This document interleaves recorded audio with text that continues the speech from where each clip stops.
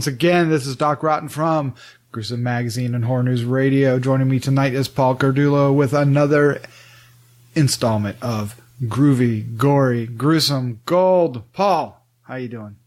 Pretty good. How you doing, Doc? All right. So did you bring the Gunslinger with you? Indeed, I did. I at least got the bald head for it. So, yeah.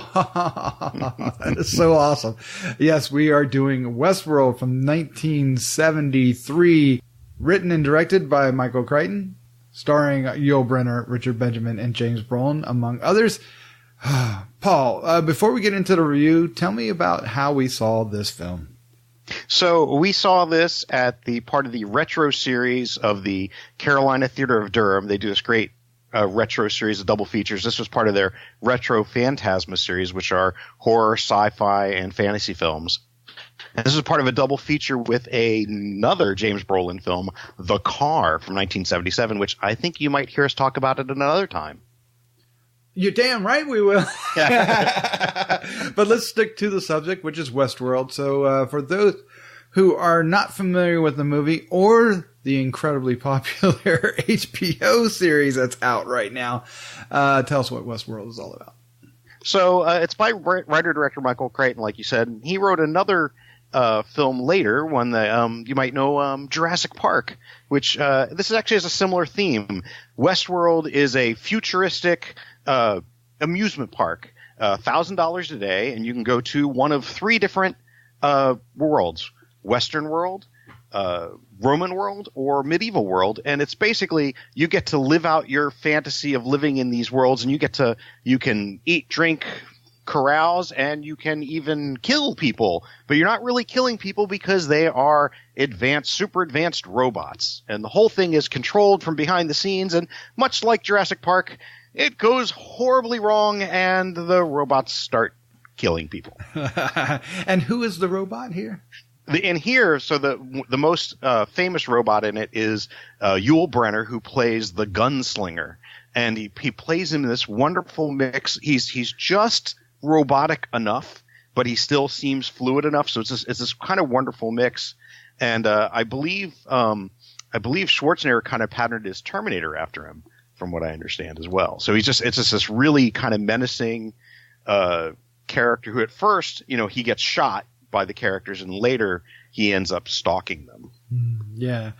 Even Halloween is rumored to have kind of based off of this. But Yul Brynner looks very much like his Chris character from Magnificent Seven, does he not? Oh, yeah. I think that's definitely intentional. So. Well, this is a very popular film. It has become even more popular now because of the TV show. But let's stick to the movie. What was your impression of it, seeing it on the big screen? Oh, it was amazing seeing it on the big screen. I mean, I had only ever seen it on television. So seeing just the wide kind of Western vistas on the big screen is beautiful. And what's interesting is the last third of it, when you're watching it home on TV, you don't really notice it as much, I think, but on the big screen in the theater, the last third is virtually dialogue free, the last act, where, spoilers, you basically have Yul Brynner, this unkillable robot gunslinger, hunting down the character played by Richard Benjamin, and it's incredibly tense. And on the big screen, it was even more so. So it was pretty spectacular. Well, since this is a part of a double feature featuring James Brolin, how was James Brolin in this film? James Brolin was great. So he plays John Blaine, who's a friend of Richard Benjamin's Peter Martin character. They're basically both two, young guys who are going to this resort. James Brolin's character has been there before, so this is kind of old hat. He's kind of like, hey, just kind of get into the swing of it. And Richard Benjamin's character is a little nerdy and uptight at first. And so James Brolin's the kind of more relaxed, cooler of the two characters. And it's really kind of fun. It's kind of neat. He plays on his kind of like more macho character compared to Richard Benjamin's little more kind of nebbish kind of character. And they have really good chemistry here. They feel like friends. So it works really well. And one interesting thing about the film is, which I had forgotten, is there's actually quite a bit of intentional humor, especially early on in the film, with this kind of these people who you have the robots who are acting very much in character of the time period, and then you have these people who are clearly people for the resort, and they're trying to fit in, but they're not quite. So it's kind of fun. I mean, you have Dick Van Patten, who ends up taking on the role of the sheriff for the town, and you haven't lived so you've seen Dick Van Patten in a bar fight. It's just, it was pretty wonderful there, pretty fun.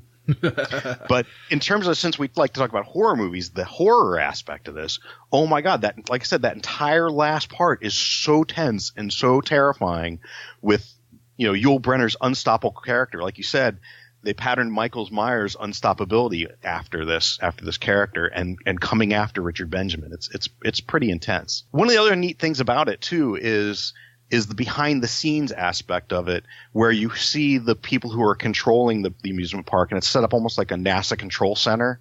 And, part of it is they're sitting there and, okay, roll number 1. Okay, start the Gunslinger sequence, start this. And that's really kind of fascinating to see that whole control. And then when that breaks down, how they attempt to deal with it, which adds like a whole nother layer. All right. Well, let us know what your score is, 1 to 5, and your favorite scene. I'd say a good solid 4.5, if not more.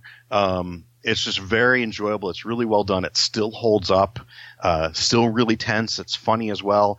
And goodness, favorite scene. I think it's when they first realize, when Richard Benjamin and James Brolin's character first realize that things aren't quite going the way they used to go, when they try to get into a gunfight with the Gunslinger, and it doesn't go the way it's gone in the past. And their reaction, especially James Brolin's reaction to what happens, is really great. So I really like that a lot. But I definitely catch it. If you haven't seen it before, catch it. If you can catch it on the big screen, especially do that as well. Excellent. Well, Paul, as always, thank you for another great review. Let's say goodnight. Good night, Doc. Be sure to visit GruesomeMagazine.com to listen to the other Gruesome podcasts, Hard News Radio, and Decades of Horror. Also check out the Gruesome Magazine Quarterly, available in digital and print-on-demand format.